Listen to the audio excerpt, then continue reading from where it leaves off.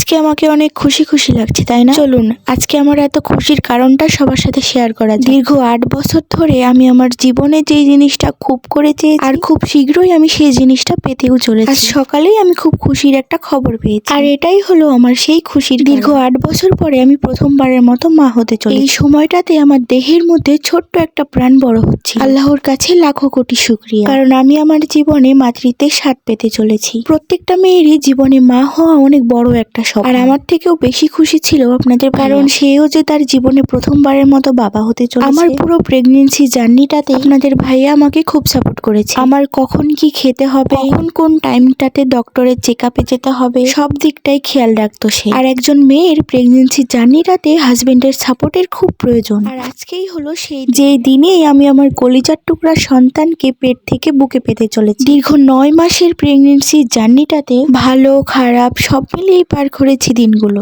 একদিন ভোরে উঠে প্রেগন্যান্সি কিট পরীক্ষা করে তাতে পজিটিভ রেজাল্ট আসে। তারপরে মিষ্টি একটা সকাল দিয়ে প্রেগন্যান্সি জার্নিটা শুরু। প্রথম 5 মাস কিছু না খেতে পারা, পানি খেলেও বমি হয়ে উঠে যাওয়ার যে ব্যাপারটা, প্রথমবারের মতো নিজের দেহের মধ্যে বাচ্চার নড়াচড়া বুঝতে পারা, রাত্রের ঘুমটাও ঠিকঠাক মতো হয় না, এপাশ ওপাশ করেই কাটিয়ে দিতে হয় সারাটা রাত। এইভাবেই আস্তে আস্তে কেটে যায় 9টা মাস। বাসা থেকে আল্লাহর নাম নিয়ে বেরিয়ে পড়লাম হসপিটালের উদ্দেশ্যে। তারপরে হসপিটালে এসে এই কেবিনটা নিয়ে নিলাম আমরা আমাদের জন্য। তারপরে নার্স এসে আমার হাতে ক্যানুলা করে স্যালাইন তুলে দিল। স্যালাইনটা কিছুক্ষণ যেতে না যেতে আমার ডাক পড়লো ওটি রুমে যেতে হবে। আর ঠিক তখনই আমার বুকটা কেঁপে উঠলো। সবাইকে বাহিরে রেখে আমাকে একা একাই নিয়ে চলে গেল। যদিও আমার প্রেগন্যান্সি জার্নিটাতে আমি প্রথম থেকেই অনেক শক্ত একটা মেয়ে ছিলাম, তারপরেও শেষ মুহূর্তে ওটি রুমে ঢোকার আগে আপনাদের ভাইয়ার চোখের দিকে তাকিয়ে আমার কান্না আমি থামিয়ে রাখতে পারলাম। মনে ছিল আমার ভয়, মাথায় ছিল আমার হাজারো চিন্তা। পরেও একটা জিনিস ভেবে খুবই ভালো লাগছে, আজকে আমি আমার সন্তানকে দেখতে পাবো। এই সময়টাতে আমার অপারেশন থিয়েটারে আমার অপারেশন চলছিল, আর আমার বাচ্চাটাকে বের করে আমার গার্জিয়ানদের হাতে তুলে দিল। এই প্রথমবারের মতো আমি আমার বাচ্চাটাকে কুলে নিলাম। জীবনে এই দিনটারই অপেক্ষা করতাম, কবে এই দুইটা মানুষকে আমি একসাথে দেখব। দুই বাবা ছেলেকে একসাথে দেখে মনের মধ্যে একটা শান্তি অনুভব হলো। ছেলেকে পেয়ে বাবা তো মহা খুশি। দুই বাবা ছেলেতে গল্প করাতে ব্যস্ত। আবারও বলি